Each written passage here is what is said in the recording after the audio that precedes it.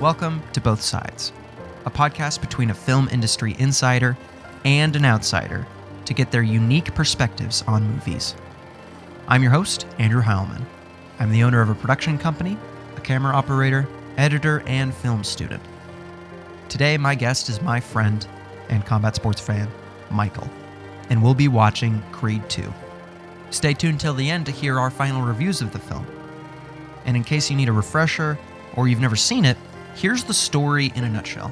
At the beginning of Creed 2, Adonis Creed becomes heavyweight champion, but his life is disrupted when Victor Drago, the son of the man who killed his father, Apollo, Adonis' father, challenges him to a fight.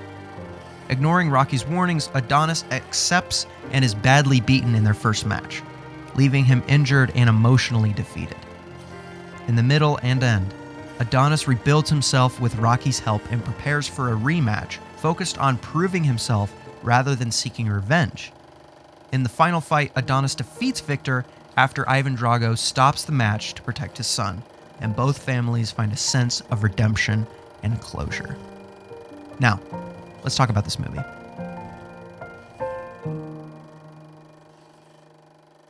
Hell yeah. Wowee. So, what did you think? Wow. Like, that's all I can like, that was the best by far out of all of them. It's not even close to me. There is other great ones, like I said, and this is exactly why I was saying that I wanted to wait. I know that you're gonna ask me eventually how I rate this movie. This is exactly what I was waiting for. This is like the magnum opus. This is the 10 out of the 10. There is no doubt about it in my mind, at least to me, obviously. But that was incredible. Yeah, I don't cry very often when it comes to movies. I only really get emotional or teary-eyed when the movie I watch has some sort of almost spiritual relevance in my life. But I was starting to feel it a little bit at the end of that movie. That movie was, because it's the culmination of so many story arcs and characters' lives, and it's just a great way to resolve things. You can feel that this movie has a certain finality that they were expecting to be the end note of the entire franchise. They did end up making one more Rocky movie, Creed 3, but I didn't really like Creed 3 as much. I'm the kind of person that wants an ending to things. Toy Story 3 to me is like one of the most perfect ending movies of any trilogy franchise I've ever seen. And the fact that they made two more afterwards kind of just totally spits in the face of what Toy Story 3 was trying to do. And I feel like a similar thing was happening because this is like the perfect time to end. Even with the villain, I think the Drago family is the most interesting villains in this franchise because they're the least cartoonishly evil out of all of them. And I love to see them, like, at the end of this movie, after Victor loses the fight, he's running with his dad just because, and that's a symbolic of their relationship healing after Ivan just, absolutely laying down all of his insecurities and everything on his son to try to make sure that he could finally prove himself to his wife and his country, or his ex-wife and his country, and all that stuff. And then to see their relationship heal by that simple shot of them running, and then to see the relationship with Rocky and his son get back together after Rocky lost his wife, Adrian, and even looking at his kid and saying, "Oh, you look just like your dad's mom or my wife." And he actually did. That was great casting because that little kid actually did look like Adrian. But it's like, that's what you want in an ending. You want things to be resolved. It's kind of like kind of this like predictable, whatever audience serving kind of ending. It's not the most artistic or innovative or whatever, but it's very healing and it definitely makes one feel fulfilled. Yeah, I mean, I was at first like taking small notes, like just trying to remember the scenes that I liked, but dude, I slowly just decided to stop that because I'm not joking. It was like every scene was just as captivating as the next. I don't think I've ever been pulled through a movie that well. I don't know. And I mean, obviously there's better executed ones, but for me, since I'm such a combat sports fan, that was I can't imagine that there's a better one. Especially after watching the whole series like we have. That there's just no way. Yeah, the full series was definitely leading up, in my opinion, to that movie as being like the absolute peak of it. And we definitely wouldn't get the same feeling or appreciation if we hadn't watched the last, what has it been, 7 Rocky movies or whatever. Because Something like that. they add to these characters, and it's the same thing with the Karate Kid franchise. If anyone's ever watched them, with the TV show, the Cobra Kai TV show, that show has such a significance to it because there has been this just story that we've walked through as an audience. Um, I thought that it was really, really, really well done. Are there any moments that you think really stand out? I know that you just said all of them kind of stood out, but was there like a favorite moment of yours? I think my favorite was like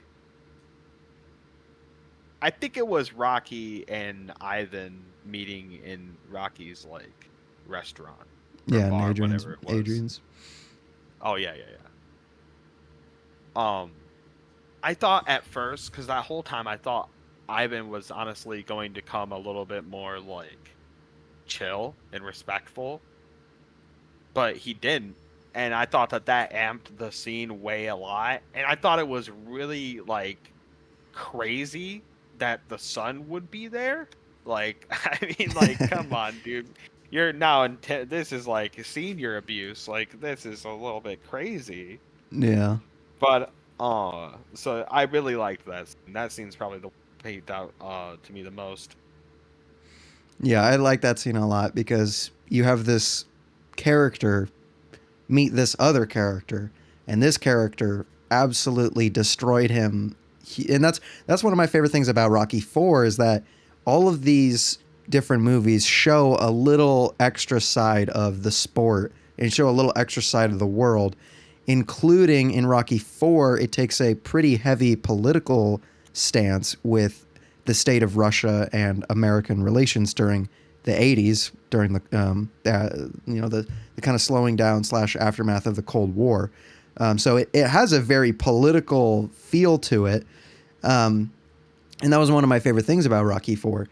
And to see this character lose this, for his country, this huge political, humiliating battle, go and see Rocky, that has that significance. And I don't think that he was going in with like, people criticize that actor's acting style a lot. Lolf Dungren, they don't really consider him like an incredible, perfect actor, but that scene is a great example of his acting prowess because I don't think that he came in and pulled the kind of like mean guy card too much. I think he came in with a humanity that he couldn't have come in with if he was just a cartoonish villain who said, I will break you and all that kind of stuff.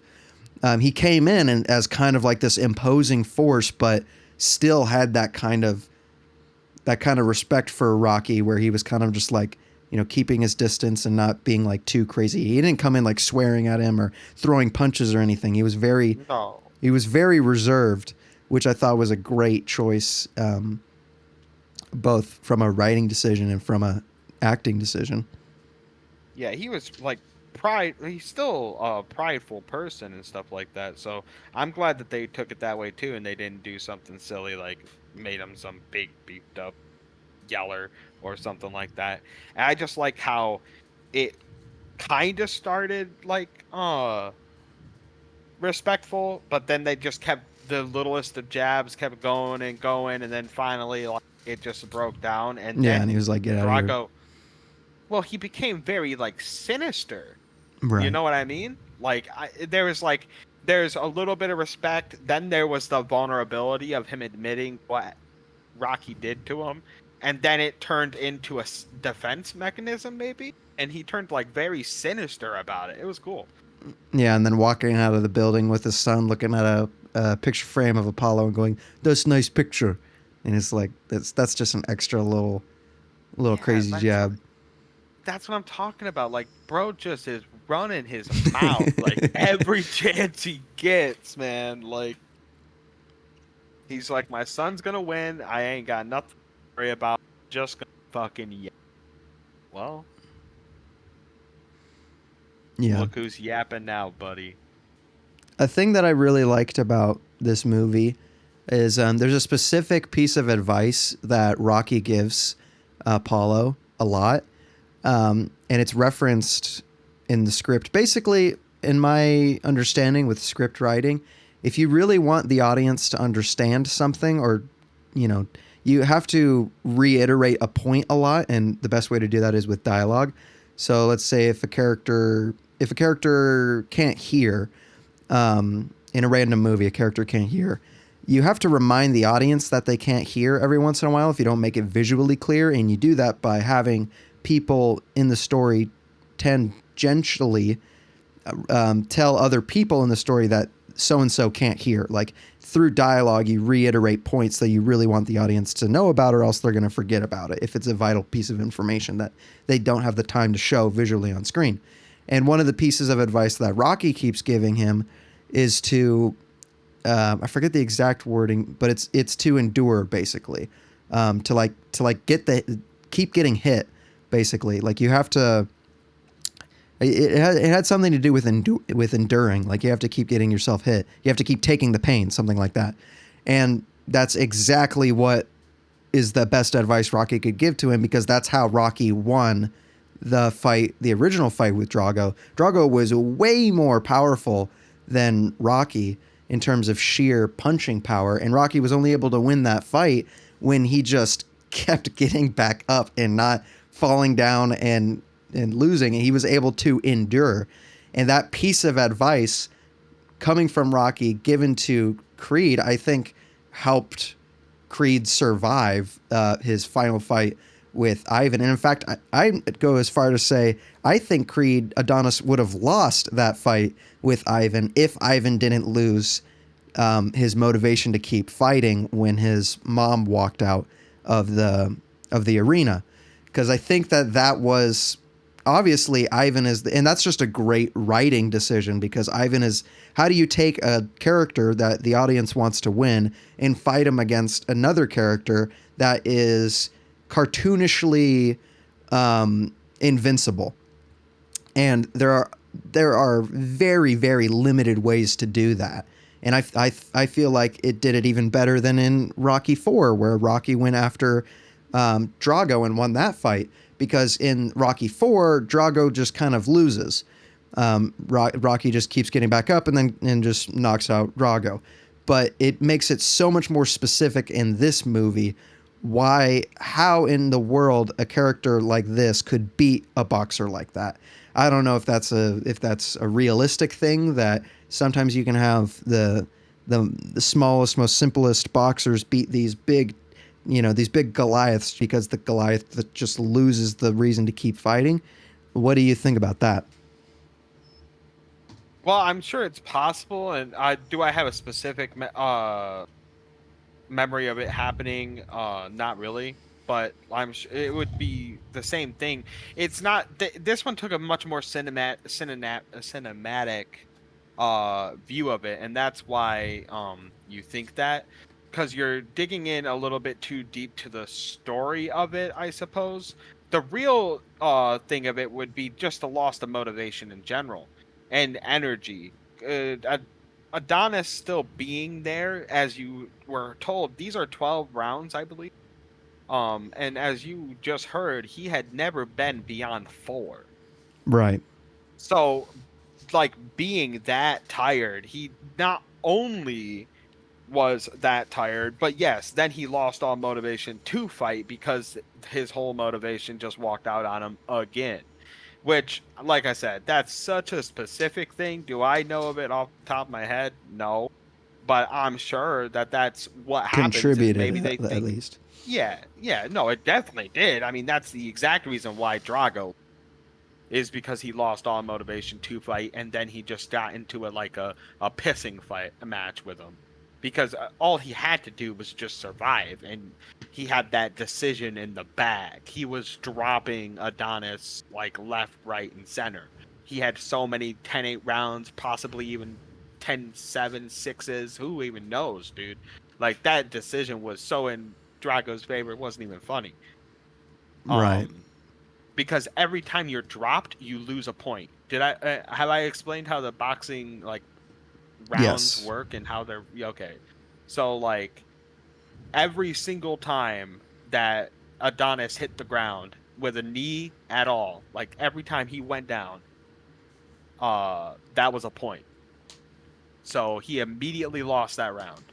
And then every more time he hit the ground, he would lose that round. So he Another would point have on that round. he would have won by decision. You're saying if he just kept alive, if he Yeah, didn't all knock Drago down him eventually.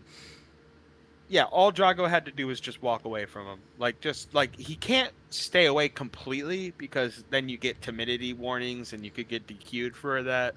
So then you'll just lose for that. So you do have to somewhat be exchanging, but you just be on your back foot and just like make it a really slow and boring fight. You know, just grapple him, grab him, throw jab into a clinch, back away, stay at range, throw jab into the clinch, back away. You know what I mean? Right. He could have played Um, it much safer and still come out on top. Yes, because he obliterated Adonis in reality. Like I said, if that went to a decision, it would have been the most clear decision for Victor that there's ever been. Yeah, and it's But the only reason I keep pointing to Victor's mom, but I really think that it has much more to do with his dad and his dad kind of driving him to win this fight. yeah, And when Ivan comes in and throws the towel and comforts him and just you know it's much more there's so much more of their relationship at play with his motivation for fighting. And when Ivan comes in and kind of just like comforts Victor to kind of slow down and stop, and it's not really worth it, and you have nothing to prove anymore, you've already proven stuff to me, that kind of communication was very well done. And in fact, it was throughout this whole movie, their family dynamic hasn't been too vocal, it's been much more visual, in terms of the actual filmmaking aspect of it, where we feel the significance of, like in their first dinner scene, we feel the significance of the wife slash mom come through into the kitchen and then in the dining room and then come sit down. We feel that significance without even a line of dialogue being exchanged until later, because we get to see the reactions of these characters as they see the point of significance. And that's one thing. You can't just show something that's supposed to have significance. You have to show the thing that's supposed to have significance and the characters reacting to the thing with significance. That's what makes the whole scene work.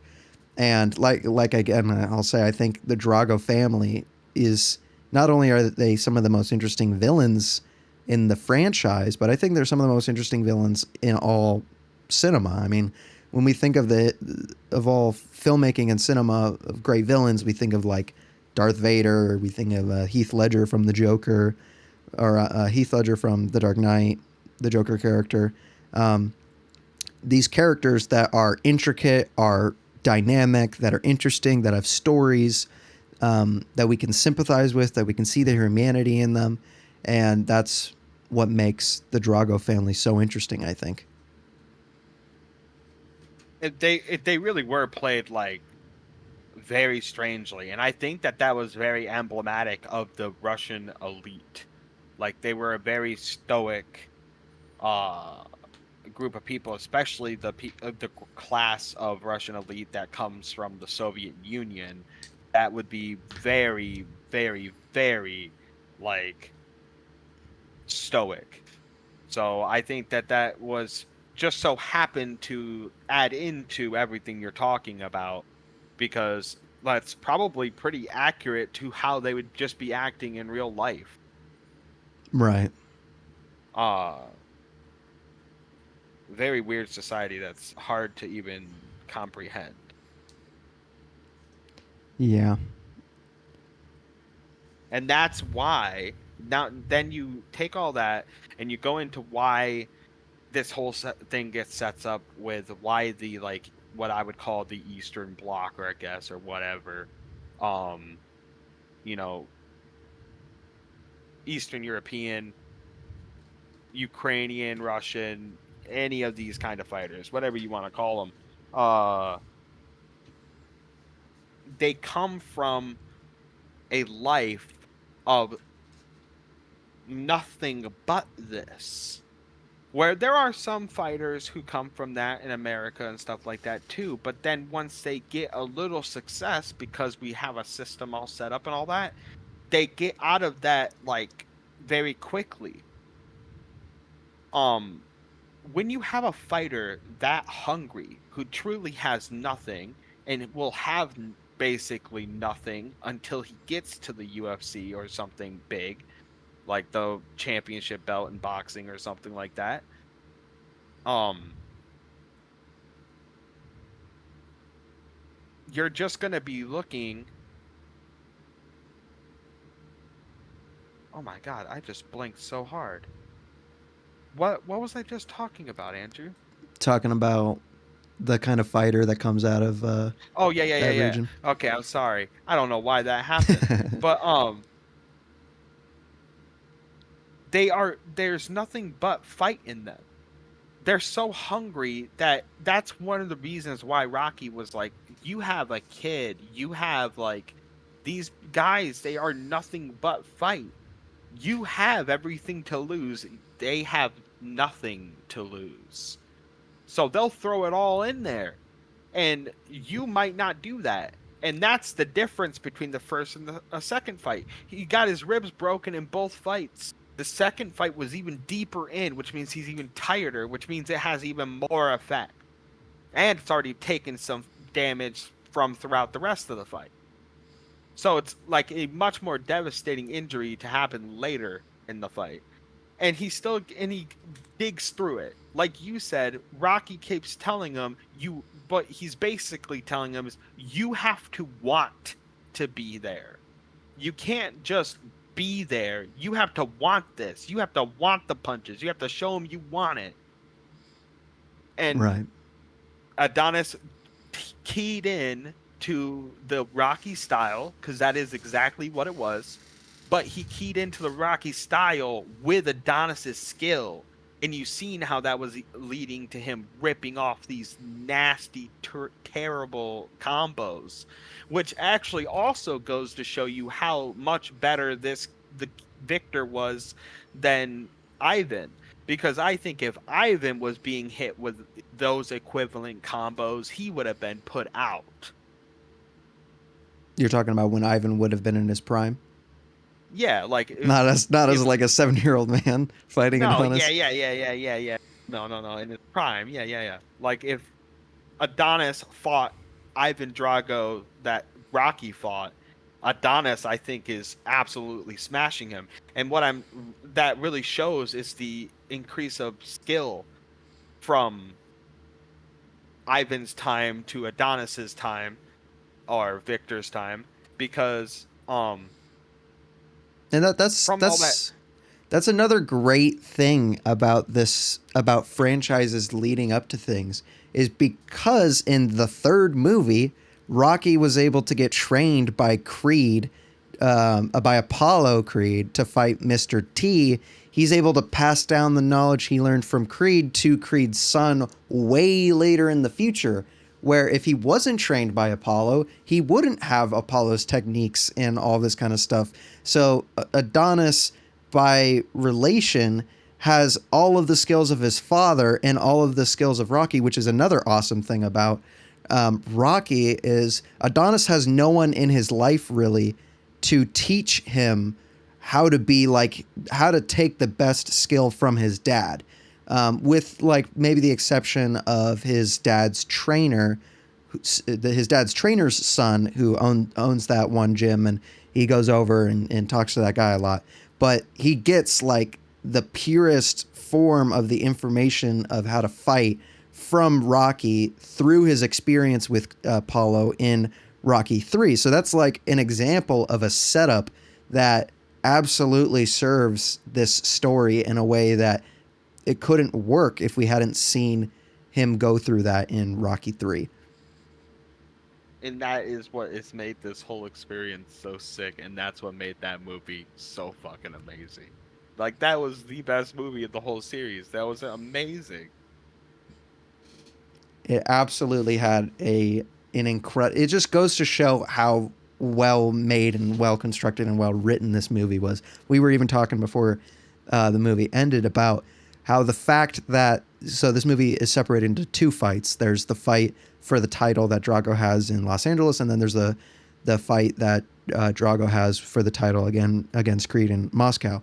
And in the LA fight, Adonis. If I said Apollo, I apologize. I'm talking about the Adonis fights in Creed 2.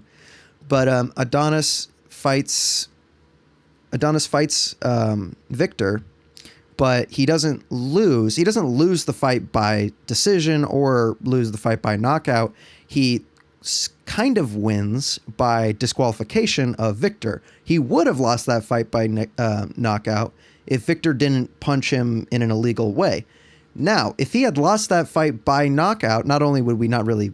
I mean, we could do that whole movie rematch thing again where he loses the title and comes back like we've done before, which would have been fine. It just wouldn't be original. But the original, more interesting way is that he wins the fight, but just barely wins the fight because Victor disqualifies himself. And not only is that an original cool way to come back and then to have Apollo win the fight, but it gives Adonis, it gives Adonis so much more leeway in the second fight, because if Adonis had lost that first fight, then who knows if he would have gotten another fight. I have a feeling Victor wouldn't let him fight him again in the story. But the fact that Adonis won the fight kind of gave him a shot at a second fight. And that was just a brilliant writing decision that just goes to show how awesome these screenwriters really know how these characters work and how the psychology of these fighters and the politics at play that they have over each other. Yeah, I agree. That's what, like, I was gonna say, maybe like this, maybe, I don't know, you're more attuned to like the actual like shots and how good they were. You were talking about that one scene that looked like a very obvious green screen of LA. I thought that was funny. But like, so in terms of like the actual, like, how good did it feel on the technicality side, that would be up to you to talk about.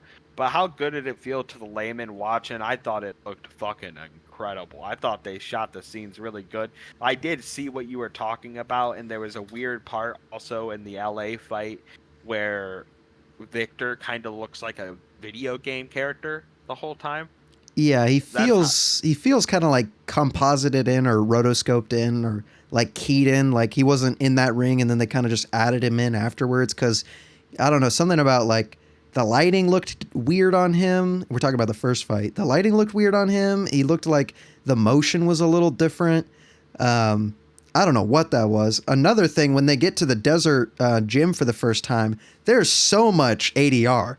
Like, ADR is automatic dialogue replacement. And basically what that means is when you film a scene, you obviously, when you're filming a scene with audio, you obviously have a boom operator, or someone puts a lav mic on them, a lavalier mic, a little clip-on mic under their clothes to capture their sounds. And when you have bad audio, you have to dub it back in later in a studio. So they edited basically in that scene where they pull up to the dirt desert gym. They cut from the person talking so that the person talking is off screen, and you can't see their mouth move. And you have these wide shots where their mouths aren't moving, but you can hear them talk. And it's just a weird, like, technical issue that they had. And normally with ADR, you can fix it, but I wouldn't fix it. Like, if I were on the set and my sound guy would be like, the sound of the wind is too much or whatever, we're going to have to add the voices in post.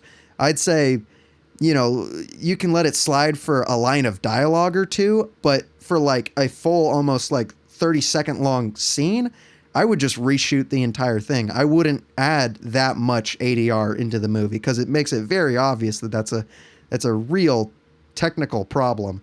If I was the director and I had the money and I could choose, a lot of these kind of decisions are made on the fly of whether or not they have time to reshoot and that kind of stuff. But I noticed that. I noticed the outside of the windows of their apartment didn't look right. I noticed the composite. There was just a bunch of weird technical issues that I haven't seen in a few of the other Rocky movies. I think it was also maybe had a hand in it because there was a new director. The first Creed was directed by Ryan Coogler, I think, and then this movie, I forget the name of the director, but it's a new director, so maybe it was like, I don't know, one of his first big movies or whatever, and he was making some interesting plays in terms of what was being allowed on screen from a filmmaking perspective. But I would say that this movie is like a 10 out of 10 if it weren't for these. But it's the kind of movie that the most valuable emotion, the most valuable asset that you have as a storyteller is the audience's suspension of disbelief, which is basically everyone knows that these are not real boxers. These are not real characters, whatever. It's all an illusion. It's all fake. But the suspension of disbelief gives the audience the opportunity to explore these feelings, these emotions or whatever in the form of these characters. And, you know, people are willing to go past bad audio, bad visuals, bad special effects, whatever it is, whatever problem that you have. People think that people say that The Godfather is one of the best movies of all time, if not the greatest movies of all time. And that movie is chock full of problems from an ancient, archaic filmmaking practice. But people are willing to put those errors aside for their suspension of disbelief to really enjoy the story because it's that compelling, it's that good. So critics will knock down a movie for technical errors just because, but I like to give credence to movies with technical errors if they offer a suspension of disbelief that is valuable enough. And this movie is one of those movies where it's just so enthralling, it's so satisfying, it's such a great story that I'm willing to look past errors like that on the filmmaking side of it. I was like, that's what I was saying. I probably just didn't notice it because I'm not looking at that kind of stuff really, and I think that that's probably what they thought, that their characters were so compelling that they could cheapen some of the other things, like the ADR, I think you called it. I Yes. noticed that. I noticed it in the club. I was Yes. like, this is a very noticeable. Like, I did notice that, and I was like, I gotta talk because that was really weird. Besides that, though, that was a kind of a good. Like, I liked what they were doing with the scene, but that was so jarring that even I noticed. I didn't notice it in the desert. I didn't notice that. I was No, yeah. if you It's didn't only tell me that, I specifically when wouldn't they have pull known. up. But in the club, I think if you would go back and just take a peek at that scene, you would be like, "Damn, yeah, that's real bad." It looked like a bad dub, like, like, Yeah. um. But Another. so I'm not. Oh, go ahead. Well, I was just gonna say, I like, was, another. Huh? I You was go just ahead. gonna say, I just talked yeah, for my however long. bad. I was just gonna say that. So what I think happened was, I forgot that I didn't finish this. That they thought that their characters were so compelling that they could save here and there because they really wanted to spend on the things to make the fights look really real. So they're out of the fight scenes were a little bit cheapened here and there because they just thought their characters were so compelling that the layman, the me, would just be looking at fucking Michael B. Jordan and going, Wow. Wow. Man, Michael B. Jordan's a good actor, man. No wonder he did so good in Sinners and shit. No, But yeah, then he I was, deserves the Oscar for Sinners. he got it. Yeah, he won the Oscar for Best Actor in Sinners. That's fucking awesome. I didn't know that good. Yep, that he definitely deserves it. Yeah, and look, I think there's. Oh, go ahead. I Sorry. was just gonna say, I was literally just gonna say real quick, that I just think Michael B. Jordan's a really good actor. I don't think I've ever seen him in anything I dislike. No, yeah, he for sure. And acting, whether what makes acting good or great is incredibly subjective. Some people can point to, a really dramatic outrage and say, "Wow, that was great acting." But people could also point to a reaction to a really dramatic outrage and go, "Oh, that's incredible acting." Basically, my opinion on it is that if acting is willing if the actor is willing to convince you that they're not acting, that they're not reading lines off a script, then that's a good actor. And, that doesn't mean that they need to have a crazy emotional outburst. It doesn't mean that they need to be, play a super psychotic character or they need to method act. Good acting is just a character that can say things and not have you go, oh, wow, that person's saying things in a really robotic, unnatural way. Like they have an inflection to their voice and all kinds of stuff. And, when it comes to perfectionism in a movie, there's something to be said about allowing a movie to have these kind of errors in it. Because the kind of movies that like a Stanley Kubrick makes with, I don't know if you know about any of the history with the movie The Shining, but the movie The Shining has the world record for most amount of takes of a movie. And a take is just the director telling their actors to run the scene again. And I think it's like 154 takes or something. And like, that's crazy. And The Shining's a good movie, but it's like, when does it end, right? Like, could this movie have been so much better technically executed on the filmmaking side of it? Yeah.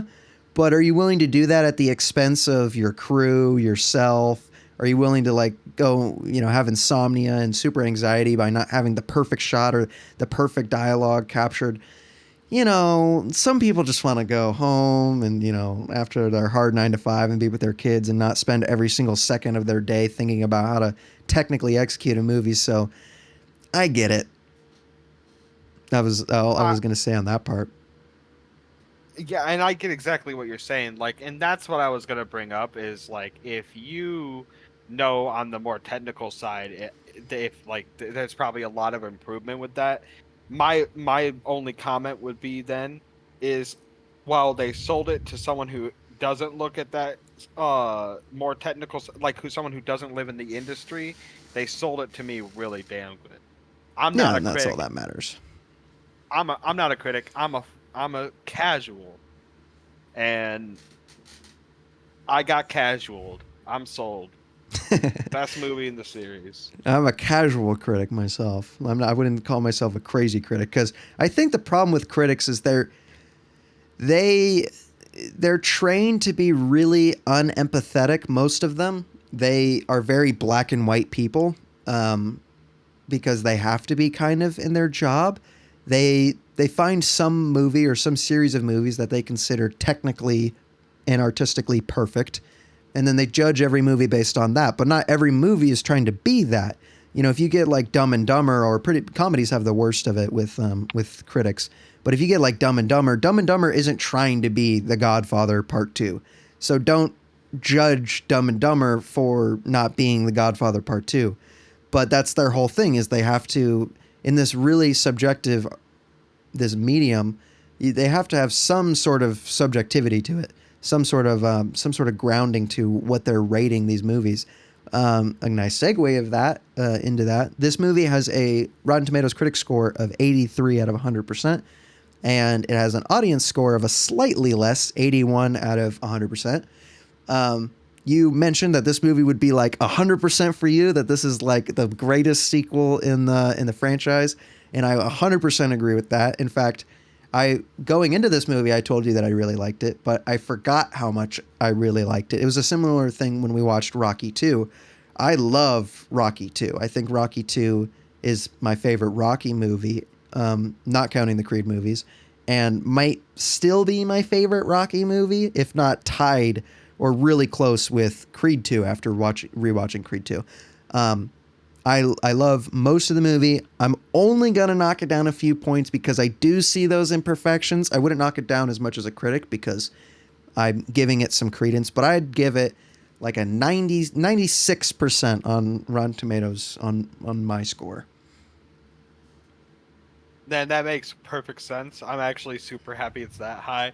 I thought you were gonna be like 92, and I was like, no, 96. I'll take. It's above the 95. I'm happy. Yeah, and that's the 95 would highest have been score like, I've ever given a movie, I think. It's also it's impacted before the audience roars and complains. It is also impacted by the fact that we watch the whole series in a row now. Yes. Every time we hang out, and we watch the last fucking 8 movies all in a row, and this just culminates on everything. All of these character arcs coming together to mix in, and they put it all together so perfectly. Everything just 2 hours flew by like it was nothing, or an hour and 45, or whatever the hell it was. That's another thing I was thinking about this movie. I kind of complain a lot about the length of a lot of these movies. Sometimes I think they're too long. Sometimes I say they're too short. This movie was perfectly length, in my opinion. I think we got just the right amount of time with the Drago family, just the right amount of time with Rocky and the problems he was going through with his personal life, and just the right amount of time with Adonis. I think the editing in this movie and the pacing is just about perfect. And I implore anyone who hasn't seen this franchise, we keep saying how good this movie is, but like you said, this movie is not good it's not as good without all of the other movies. So if you haven't seen Rockies 1 through 6 and the first Creed, definitely go back and give those a try because it's worth your time, in my opinion. I agree. I think it's definitely worth it, especially if you like. You don't have to do it all in a row. Just watch one a week or something. Not one a month even. Like they do a good job at like not fully recapping themselves, but giving you enough that you're like, oh yeah, this is how it worked. This is what happened. All right, okay, yeah. It's actually pretty damn good. I thought that the pacing of this was crazy. I didn't know what was going on in terms of like how quickly we got to that first fight. For one, we started off the movie with him winning the Adonis title fight. Yeah, exactly. Just I thought we were watching a recap because that's how most of the other movies in the entire series goes. So there they go, subverting my expectations again by Adonis beating the shit out of somebody and getting the belt. But then we went right into that first LA fight between Victor and Adonis so quickly, and I was like, I don't know what's gonna happen here. Like because the pacing was just, it wasn't like it was too fast. Like I'm not complaining about it, but it was so good at just pulling you through. Like I said, at a real fast pace. It was like you could feel it crashing towards you. And I honestly really liked it because it really felt like a fight. I was really like, I had no fucking clue what was going to happen there, and I thought that the decision to have him lose by DQ like that was so brilliant. I know I know it sounds like, oh, brilliant. Well, he's smoking him. No, I'm just saying that it worked really fucking good at subverting my expectations. I didn't think it was going to be a goddamn DQ. I thought we were watching Adonis get his ass beat. Like I thought we were gonna watch Adonis get put in the hospital for like 2 months, not a week. Like Absolutely. So I thought it was a brilliant way to like bring that all up. It like crashing crescendo, and then like the breaking of Adonis's character in that aspect, from that crashing crescendo into the rebuild, was done so well in my opinion. Like I've never felt a pace of a movie like that, and I thought while watching it that it was very captivating. I don't know if you felt a movie like that went so fast in its beginning to a crescendo. It like started fast and then kept going up at rapid pace, in my opinion, in terms of the importance and what events were happening, and then the crash and that rebuild and how smooth it was. I thought that transition was really well done. Yeah, and there's so much more we can talk about, and I'm definitely going to probably call the episode here, and we'll talk a little bit more afterwards. But there's so much more symbolism, and this movie not only there's a few things, but with the symbolism, I love how it really like the character of Adonis is his own character, but he has a little bit of Rocky in him that we see. We get to see him go to like his father's gravestone, which is something that we see Rocky do throughout the franchise, go to the gravestones of Adrian and then eventually Paulie. Having Adonis do a similar thing for his dad is an incredible genius idea. And then we get to see a little bit of that all the time. We get to see that between Adonis and his wife Bianca when there's an overhead shot. The camera is looking down on them, and then they lay on the floor, and it's a very unique shot that is replicated in the first Creed movie, where when they meet eventually, they're listening to music in her apartment, and then they lay down, and it's that same top shot of them, overhead angle. But this time in Creed 2, there's a baby involved, and there's so much filmmaking establishes patterns, they establish themes to build up these relations to these characters. It's the same thing that you hear all the time with music, and there's so many musical stings that play over and over with these characters, like when Adonis wins the second fight and Rocky is congratulating Adonis, you get to hear Rocky's kind of sad piano theme that you hear all the time, and it feels so much more gripping because the movie franchise establishes these patterns. And one of the patterns that I noticed was that Adonis and Bianca were laying down, and it's that same exact angle, but this time there's a baby involved, and it has so much more significance because it's a pattern, and it strengthens the relationship even more. I don't know, I thought that was super cool. And there's plenty more of those in this movie that it's that suspension of my disbelief. I'm willing to look past. This movie convinced me that I'm willing to look past all of its errors in favor of its technical brilliance in so many other avenues. Yeah, I agree. Great movie. 100% on Rotten Tomatoes. 100%. All right, bye everybody. Thank you for watching. See you guys later. I have a little bit of bad news for you, Mike. I don't remember Creed 3 being amazing. We can still watch it, but it's like that thing I was talking about with the preface, where I have this thing for wanting things to end and not go on forever. And when you have an incredible ending like this, it feels kind of when you try to continue it. But I still want to watch it because it is the last Rocky movie we haven't seen yet.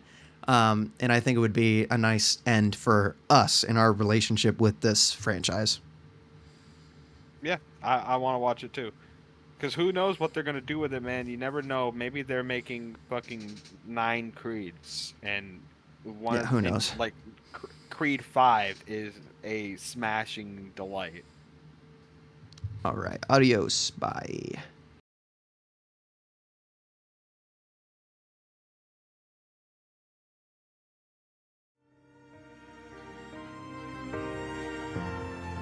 Thank you for listening to Both Sides. What movie do you want us to review next? Let me know and I'll credit you in your username. Like and follow if you enjoyed this podcast and to stay notified of future reviews. Remember, your right to your opinion matters, whether you're an insider or not. Peace out.